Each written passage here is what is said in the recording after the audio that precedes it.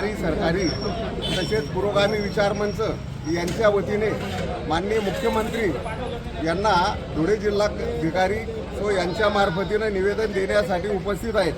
आमच्या प्रमुख मागणी अशी आहे की जेही सरकारी निमसरकारी जिल्हा परिषदेचे अधिकारी कर्मचारी हे निवृत्त होतात, यांची निवृत्तीच्या वेळी 15 वर्षाची विक्री पेन्शनच्या अटीवर यांचं कम्युनिटेशन झालेलं असतं, परंतु त्या काळामध्ये 12% व्याजदर होता व आता 6% व्याजदर आहे। या संदर्भात माननीय सुप्रीम कोर्टामध्ये खाजगी पिटिशन दाखल केले असता सुप्रीम कोर्टाने 11 वर्ष 8 महिन्यामध्ये व्याजासह मुद्दल विक्री पेन्शनची परतफेड झाल्यामुळे यांची विक्री पेन्शन वसुली थांबवण्यात यावी असे आदेश केलेले आहेत। त्याला अनुसरून माननीय ट्रिब्युनल महाराष्ट्र ॲडमिनिस्ट्रेटिव्ह ट्रिब्युनल म्हणजेच मॅट नागपूर बेंचने सुद्धा लेखी आदेश केलेले आहेत, परंतु सरकार या संदर्भात शासन जी.आर. परिपत्रक काढत नाही।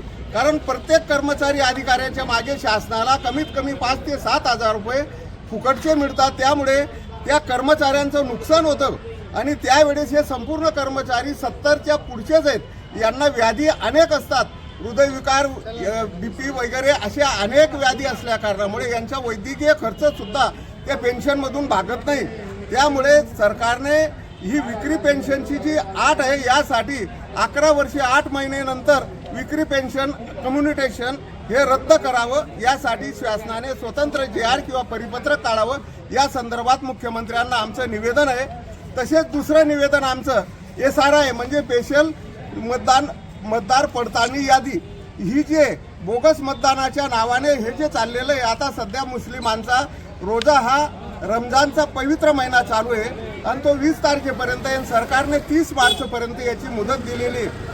ऑनलाईन प्रक्रिया करण्यासाठी प्रत्येक व्यक्तीला ऑनलाईन काम जमत नाही, प्रत्येकाकडे ऑनलाईन मोबाईल नाहीत आणि शिवाय प्रत्येकाला हे करणं शक्य नाही। त्यासाठी शासनाने प्रशिक्षित BLO मार्फत घरोघरी जाऊन व्यक्तिशः त्यांची मतदारांची यादी तपासावी। ज्यांचे 2024 विधानसभा लोकसभेपर्यंत ज्यांचे नावं मतदार यादीत आहेत त्यांचे नावं कायम करणे आणि ज्यांचे 2 ठिकाणी नावं आहेत त्यांचे नावं रद्द करणे आणि कोणत्याही विशिष्ट एका समाजाला या मतदानापासून वंचित न ठेवता सर्वांना समान या पद्धतीने शासनाने ही याची अंमलबजावणी करावी। या संदर्भात आमचं माननीय राज्यपाल यांना या SRI बाबतीत एक निवेदन आहे।